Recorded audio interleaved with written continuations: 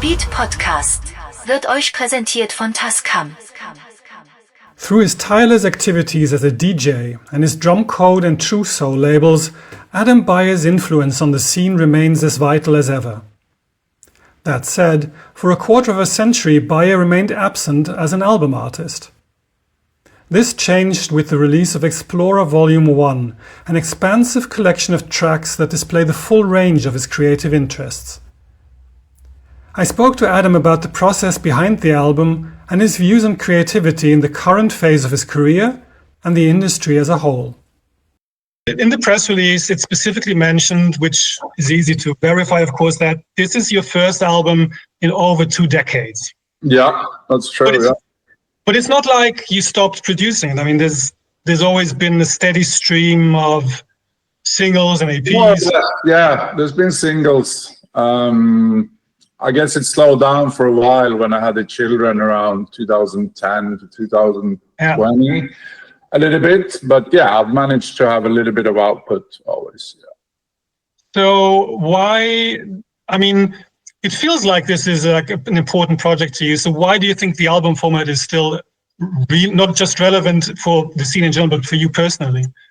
For me personally, it's pretty simple because like the last couple of years when I've been producing more again, and I've started all this other music that didn't really fit as standalone singles, but I still want to release it. And some of it is maybe going away a little bit further from the sort of standard usual techno format that I'm known for. And I always had an urge to produce different styles, and I'm quite versatile as a DJ, and I think that reflects in my production as well. I want to do, I get inspired from other genres and everything, and I think in an album format it's easier to get away with it and put it all out because I like the music. But I think if I would have released them as a single on Drum Code, it wouldn't have made sense. But in an album format it makes sense. And some of Drum Code is pretty hit orientated in the techno, and some of those tracks are maybe not hits, but they're still good music. And at the moment, I feel sometimes, the whole electronic music industry has become quite hit focused, and I think in an album format you have a bigger possibility to express yourself without having to write something that maybe sells good or does well on Spotify, or this whole circus that we live in right now with the music industry, and it's just based on charts everywhere. It's if you don't get into a certain playlist, you're not gonna get you know what I mean. So I think an album format is it's still interesting, and you can conceptualize it a little bit, and personally, for me, I can release all the music I want without having to, Yeah. It's interesting, isn't it? I think when the music industry became digital, there was sort of this promise in the air that now we have singles again, and an artist can release something really quickly and spontaneously. It will be more diverse and rich. And funnily enough, what you're saying is, and I agree with this, is that the absence of albums, or the slow disappearance of album culture, has actually made it less interesting in a way. Yeah, for sure. It's just getting more and more streamlined, and also the tracks are getting shorter, which is to me crazy. Like you recommended to have an edit of a track now, which is between 2.5 and 3.5 minutes, and for me that was never really electronic music. And preferably if it has vocals, the vocals should come within 7 seconds, because that will captivate the listen. So you get your 30 seconds listen, 30 seconds of your track listened to, and then you get one play on Spotify.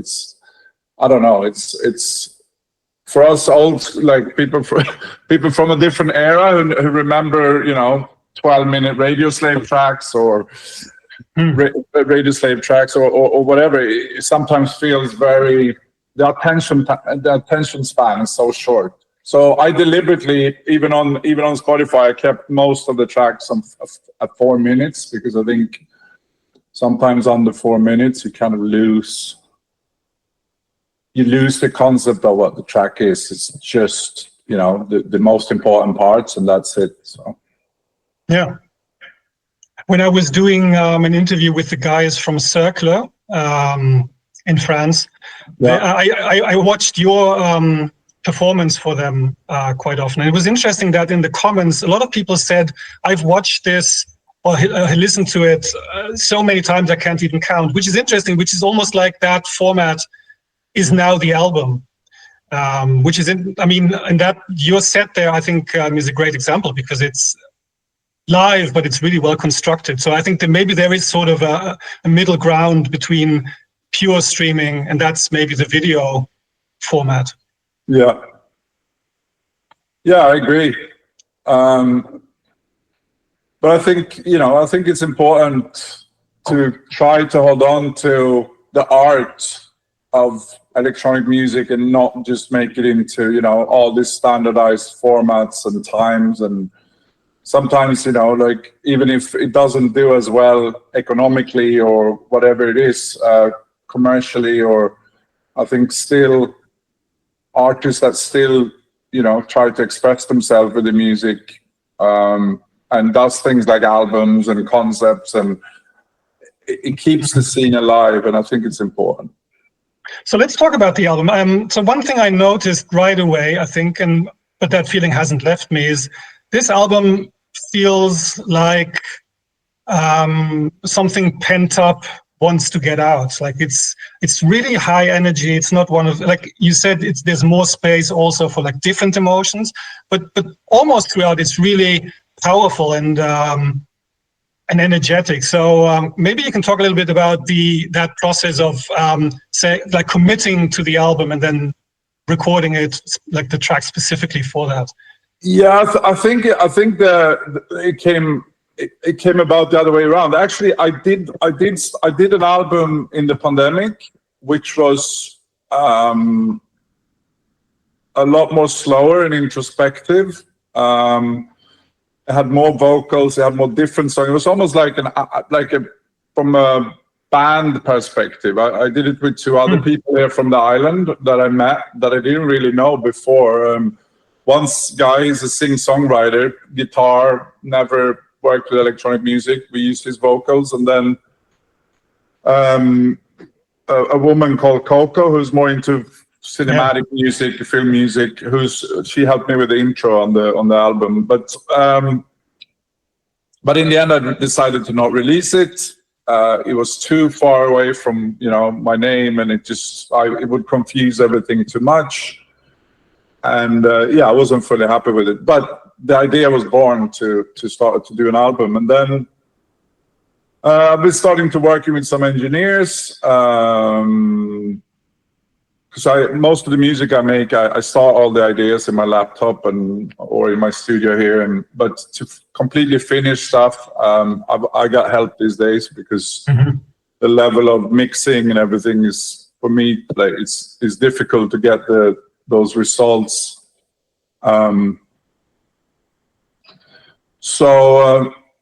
You know, I started to produce more and work together with them more and get into a flow and did a lot of music. And like I said earlier, I had a lot of tracks that didn't maybe fit in the EP format for me. So that's how the album idea came up. Like I had a few things from the first album, and then, you know, I just had 20 tracks lying around that wasn't finished, so I started to finish everything, and I could see it being an album because there's quite a lot of vocals. There was different styles. I was like, it's fairly interesting. It's not rocket science. I'm not reinventing the wheel, but if I don't let this go and I try to make this masterpiece, I'm going to overthink it forever, and then I'm never going to release an album. So I might just get it started, and then, you know, volume 1 is maybe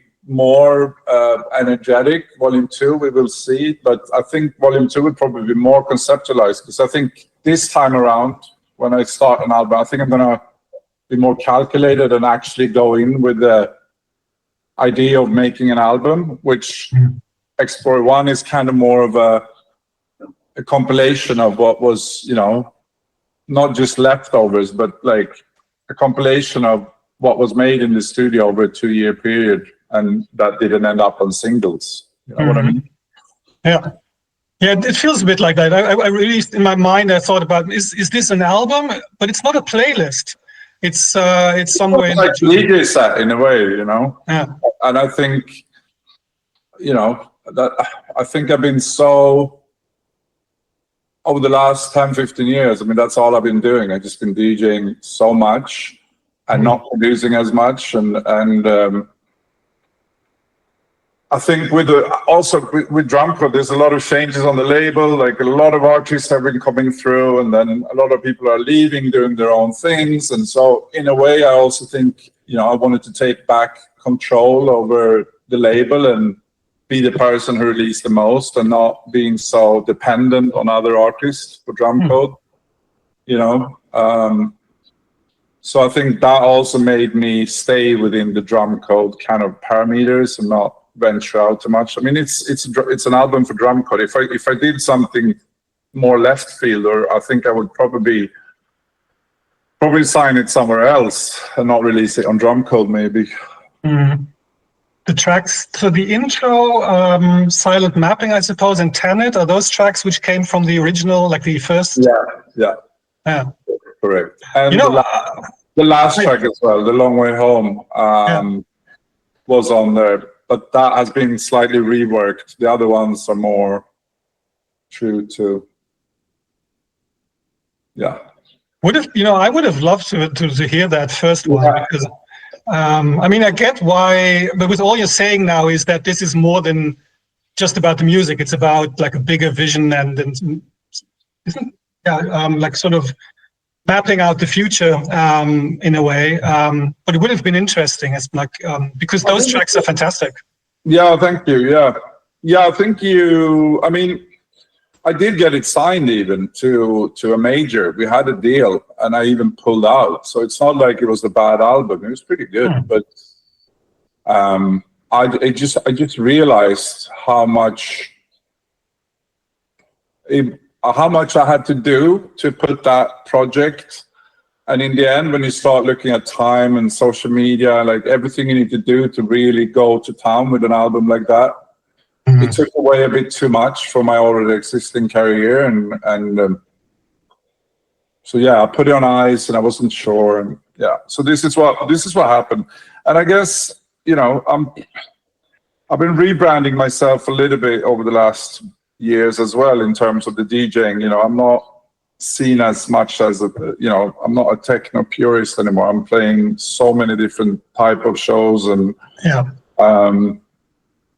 and it's very intentional, you know. And so I think that the album was also important for my DJing, you know, to show the different kind of sides and have tracks to play in different environments, just not the techno floors. So would you say that the exploration that you did for this project is mainly about finding new stuff that inspires, or is it also because this music that's on this particular release is the kind which hits you more emotionally? I would say both. I mean, I really enjoy playing slower at the moment, and you know, for me the whole techno thing, part of it became too gimmicky with the hard techno stuff, and I never really. It was the same time last time in the early 2000s when it started to go really fast and hard. When it loses the groove for me, I don't feel I can identify with the music anymore. It just becomes something else. Like I used to love that stuff when I was 17, 18 in the early 90s. I used to love really fast and hard stuff, like the stuff that was going on in Germany, and you know, even the Dutch stuff. But for me, like, it's a recycling of that period every time I see it happening, and Yeah, I agree. As a DJ, I'm more drawn to slower stuff or mid-tempo techno, you know, but I always kind of need some sort of funk and groove in it. So I think it was a good time because there's a bit of a separation in the scene again, and the middle ground is kind of dead at the moment, and the hard techno thing has obviously been going for a few years. I guess I don't know if it's a trend or if it will survive, but for me, like original house and techno is still where I want to be, kind of. And so this is some sort of attempt to show the influences from the past, but also sounding present and hopefully doing something that will last a little bit into the future. And it sounds, you know, it's dance music. It sounds like a big idea, but I think that's how I view the stuff that I play as a DJ as well. And you know, I want to be current, but I don't want to jump too much on trends. And I think the album reflects who I am really at the moment.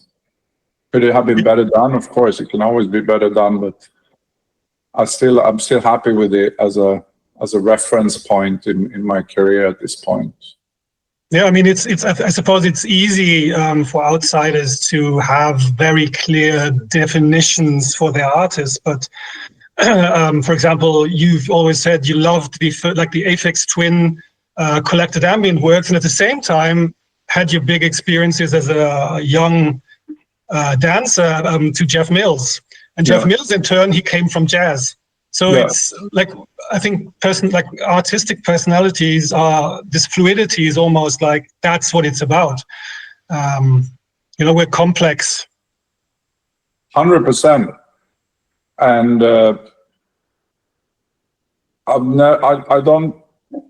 I really respect people like Jeff because he's kind of stayed in his formula for 30 years and very strong narrative, and it's more almost the concept is bigger than the music in a way, although the music is great also, but it's conceptualized music. I mean, for me, since day one with Drumcut, it was always more about, you know, feeding myself and DJs music to play on the dance floor, you know. And staying more current, you know, top-notch production, current, never really stagnating or being too sentimental, always trying to push the boundaries and looking forward and into the future of what's going on in the scene. So, yeah. Is your impression that the scene is more like specialized at the moment, or is it more open than it used to be? I think it's more open, and that's why I think it's I was talking about this yesterday in another interview. I think it's a really good time for electronic music because I like the fact that there's less gatekeeping now. There's at least, I mean, I'm talking from my perspective, and I see the whole world. I don't see. If you maybe look in Berlin or certain points, there's still this very strong techno community that has a very clear vision of what techno should be. But if I look on a global scale and what's happening in the US now and South America and other parts of Europe, I think it's more open than ever. And I think the fact that people start collaborating over the genres. For example, I have a collab coming up with Armin van Buuren, which 10 or 15 years ago would be unthinkable, you know, and now that feels, everyone's like, yeah, that's really cool, you know. There's old DJs that used to play EDM now collabing with underground acts, and no one's really caring. Those kind of collabs were not possible, I think, 10 years or 15 years ago. They never happened really, and now I think Gen Z are totally open to anything really. It feels, you know, and we've had this sort of 90s Euro, you know, Marlon Hofstad and all that stuff that also 10, 15 years ago in the techno world would have been seen as not okay. And now it's suddenly trendy with kitsch and cheesy stuff. And so it's very open, and I love it. I think it's quite healthy right now, the scene. It feels like a lot less negativity and more openness towards anything, and there's so many different genres that goes parallel and different scenes and everyone kind of coexists, and it's fine. Yeah. So, I think we also the commercial part of it. I mean, it used to be EDM, and that's gone now, and now it's pretty good house music that topping the charts. It's a lot less cheesy at the moment, in a way. I like it. Yeah. I don't know if what you think about this, but my impression has always been that EDM was never an issue so much because of the music, but because of its like sound aesthetic. I think the sounds in EDM are very it's very loud and it's very garish, really like neon signs almost in music. And some of that aesthetic has now been integrated into genres like techno. And I think for someone who grew up like with the 90s aesthetic of bunker and grey and this muffled bass-rich sound, I think it's too much. But that's the sonic issue. It's not so much the music. Yeah, I agree. It's all kind of influencing. I think EDM did electronic music a favor still, because I think it spread the music completely global. It made the music global, and it made the music more accepted.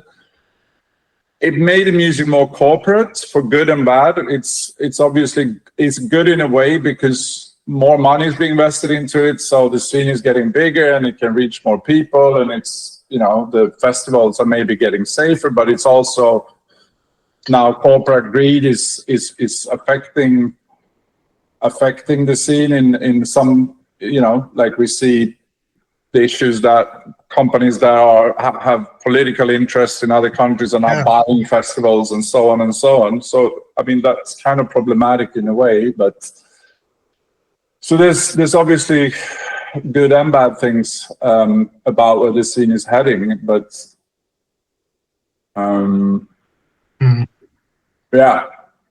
it's complicated. Okay, so let's just briefly talk about the production process. You said it started out with, maybe let's call them sketches or like first drafts of pieces, which you created yourself. Sorry. And so what does your studio look like at the moment? Is it just a laptop? Mostly just a laptop. I have a studio here in my house. And in the pandemic, I was in there a lot and kind of relearned everything. Because so much had happened, and the 10 years before I did work, but not as much as I should probably. So I was on YouTube and just learning, getting all the new plugs and kind of relearn myself with new techniques and since then, I made that album. I did that completely alone. And after that, then I started to make music on a regular basis, mostly in my laptop, sometimes on the road or here in my kitchen. And sometimes I go down in the studio. Sometimes it's a sketch. Sometimes it's, more of a full song. Sometimes I work with, there's a couple of people here on the island that I work with. It depends. I have a lot of different ways. But I never, and sometimes I go, because the people I work with don't live here, they're in another country. So sometimes I go there, I'm there for a week, we work on things together, I bring all my ideas, and then we refine it. And so it's a process. And where, like for the collaborations, does the collaborator then finish the piece? Do you finish it together? No, it's more of an online thing. I mean, most people are so busy, so it starts with a bunch of stems. For example, the thing I did with Hunter, Hypnotic, I had this track I've made with the vocalist, Kyoso, but it was more kind of tech housey, and I played it a few times and it kind of worked, but it was a bit dark and murky and not bad, but I just had a feeling that could be turned into more of a techno banger. So I sent all the stems to him, and then he kind of redid it more in his style with my stems, obviously, and added some stuff and whatever. Then he sent it back, and then we finished it, adding even some more things. And that's usually how it goes. You send it back and forth until you feel it's ready. Same thing with Chris Avantgarde. Actually, he started with some stems. He said, I have started this, but I don't really know where to go with it.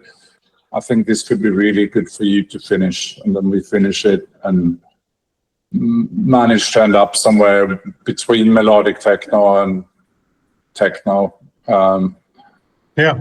So, yeah. I mean, that's the beauty of today, isn't it? That you can work on things simultaneously anywhere.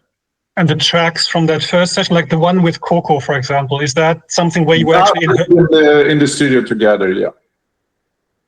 And I think she uses modulars and hardware a lot. Yeah.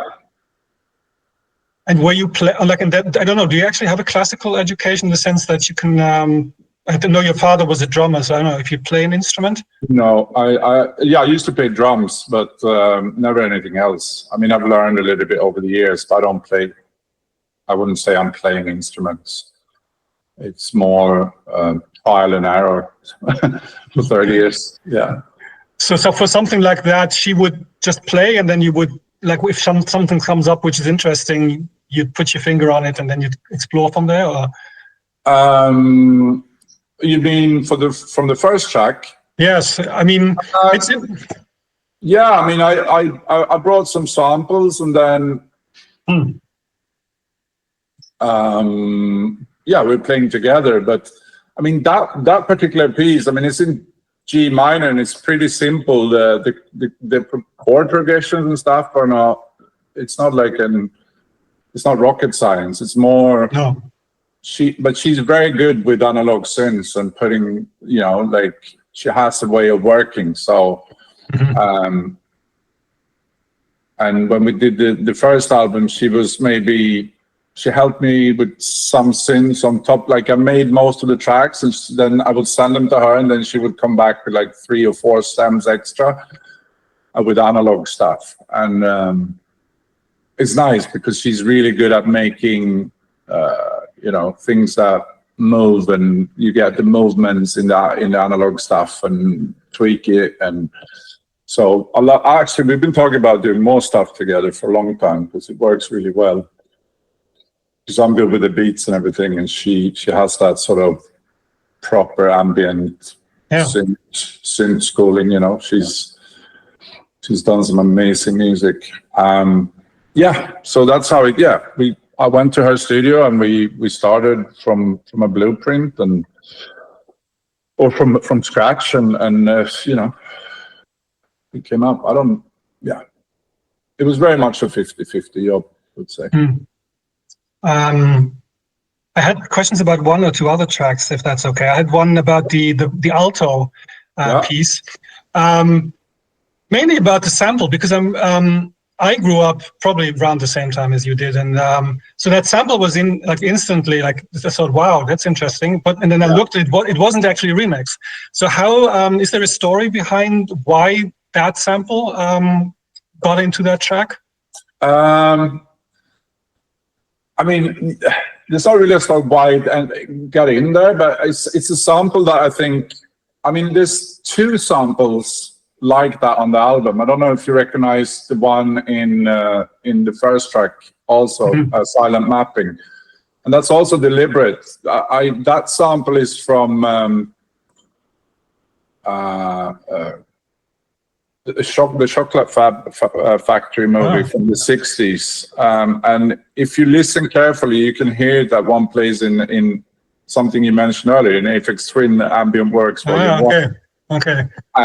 So I wanted to have a small reference in there. So I sampled it from the same movie. And this is something similar. I wanted to have a couple of small references. I mean, that's a pretty big reference in alto from the Orb. But, they've sampled that from an old interview as well, which, so that's why we don't need to call it a remix, because it's a sample. Sure. I mean, actually, in that orb track, I think there's not a single note he played himself. So no, exactly. I mean, it's only samples. So yeah, I mean, that's a track I pretty much did alter in my computer, and it sounded quite different. And then Leighton heard it, and he was like, he wanted to work on it. So I sent him the stems, and he actually found the sample, and I was like, that's perfect because. But then we had the sample remade as well, so just in case we would run into any legal problems. So it's actually remade the sample. Yeah. It's incredible how well they can remake stuff now. We've done it before with other songs as well. There's this place in London where you send a sample and then you get it back remade with singers and musicians and everything. Yeah. In case it sounds the same pretty much. That guy is a genius. So yeah, that's how it went. And I think, it's a pretty happy track and a bit different, but it's a good album track in a way. Oh, I think it's one of the highlights for me. Yeah. It's really, it has sort of, it is melodic, but it's sort of, the melodic parts are integrated into the beat. So it's not like this big anthem, it's more subtle, which is quite... More like, it reminds of like some old morning trance thing that you heard in the past at some point. And that's kind of what I wanted, Yeah. And it doesn't have the typical modern melodic sounds. It's a little bit more of a timeless sound. Yeah. I'd be curious about your general idea of using samples, or your opinion on using samples in tracks. I re-listened to Ignition Key when preparing for the album, and my impression was that album doesn't have any vocal samples, but it does have samples in the beats. Whereas this one seems all the beats are programmed, but there's vocal samples, so it's shifted, but you're still using samples. Are you? Is it a topic for you? Do you think it's just because I know some people don't use them sort of as by principle? Some people use them still use them super intensively. I love working with samples in general. I always felt that was probably better working with samples than with synthesizers and so on. I think that's the DJ in me. I've always been more of a DJ than a producer. And I started early using the sampler a lot. So I like that. And now with things like Splice and all the different, libraries that you have, some people are really particular with not using those out of principle, but I don't really have those principles. I look more, if I like something, I like it. And the means to get there are not as important for me as it is to some people. If I most of the time just thinking about the end product and if it's a good track and if I'm going to play it or not, and if I like it or not. If there's a Splice sample in there, it doesn't really bother me, to be honest. Obviously, it's more interesting if you have your own vocals and you've done it. And but sometimes if you find something good and it makes sense, I don't mind using it. So there's a couple of Splice samples in there as well. What I think is important with a project like this is that if the whole thing was just Splice stuff, it would be boring. But when you have a balance of real vocals, samples, analog, digital, and it all kind of makes sense because there's a balance of everything, and you can tell that the person behind it hasn't been lazy and just used a bunch of Splice stuff and pasted it together, but there's more work behind it. I think for me that feels then okay. Or you use it creatively, you change stuff and pitch it around and cut it up, whatever. I usually, when I hear a sample like a vocal in a dance track, I usually look it up, try to find it. Yeah. And there were quite a few instances where I just couldn't find it. I was expecting it to be a sample, but then that it wasn't to be found, so it was clearly self-made. So it was really interesting. I think the combination works, yes. Yeah. Yeah, I love that site. What's it called? Who sampled who? Yeah. It's amazing. Also to get ideas for samples, you know, like when you sit and think, what should I sample? Then you start looking at old records and see everything, and then you can find things that's been used in a lot of songs, but things that you forgot, and then you can like start. I've done that a few times and come up with stuff. So yeah, I love that page. Yeah. There was one other track. I don't know if there's much to tell about that. Boundless. Which I like. That's my favorite piece of the album, and I think it's really interesting to me because it's sort of, you've talked about this like your personal preference of moving away a bit from the super hard stuff and into something more accessible, and this one is an interesting perspective on that. So I don't know if you can talk about that very briefly. Just my favorite track on the release. That's really nice to hear. It's probably one of my favorites as well, and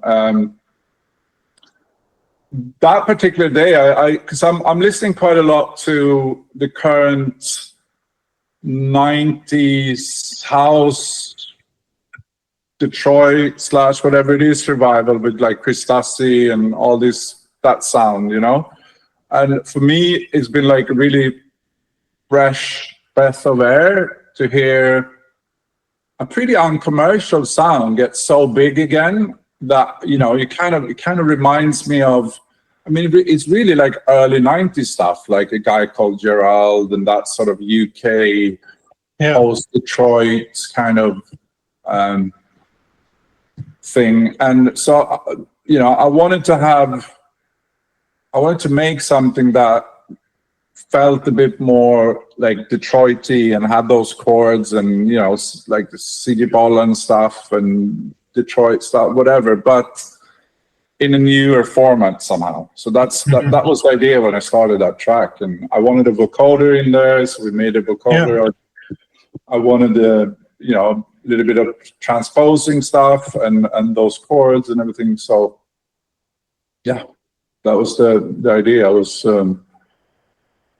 I felt it needed something with a fifth chord, you know, because we didn't really have anything like that on the album, and there is not so much techno being produced with those kind of sounds at the moment. I miss it, because it makes things a bit deeper and more soulful, and a lot of the techno right now is just like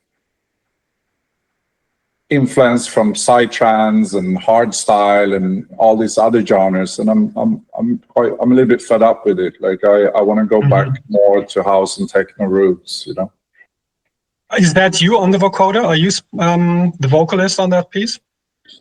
Ooh, I don't think so. No, it's not me on the vocoder. We created a vocoder. I don't remember. I think it's a sample that we run through one of those. I think it's a Roland vocoder or something. I don't remember what plug we were using.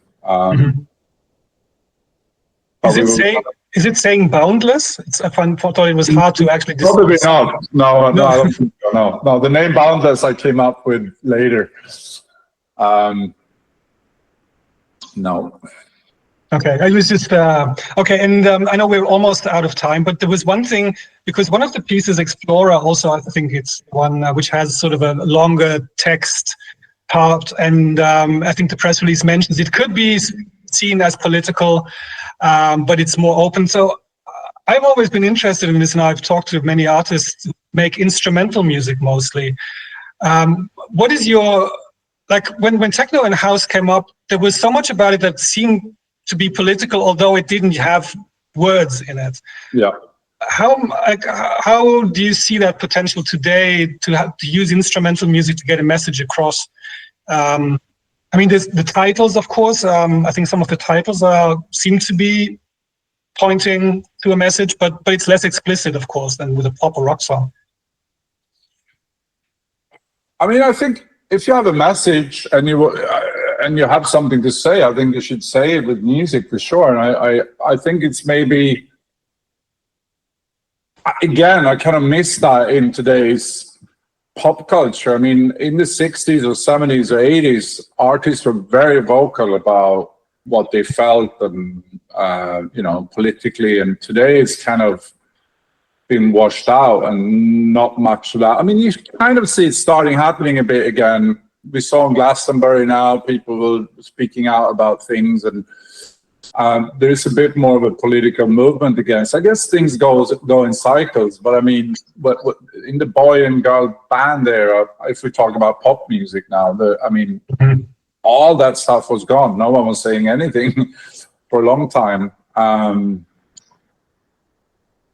I think it's always interesting with artists who have something to say more than,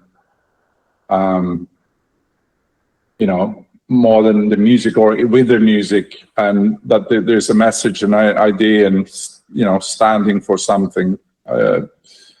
How far you want to go, I think it's up to the artist. I don't think everyone has to do it or should be doing it, but I think it's important. Just like releasing an album, a full-length album, it's you know, I think artistic expression in general it's so important for the culture, and it's something that feels forgotten in a lot of today's music and culture in general, at least in the broader, bigger culture. In the past, you could have very controversial artists being some of the biggest, and that feels further away today than it used to be, because most of the music today is manufactured by people rather than, you know, real artists. So if that's answering the question, I don't know. With this album, it's not meant to be a political statement, but yeah, there's a little bit of room for interpretation when it comes to certain things.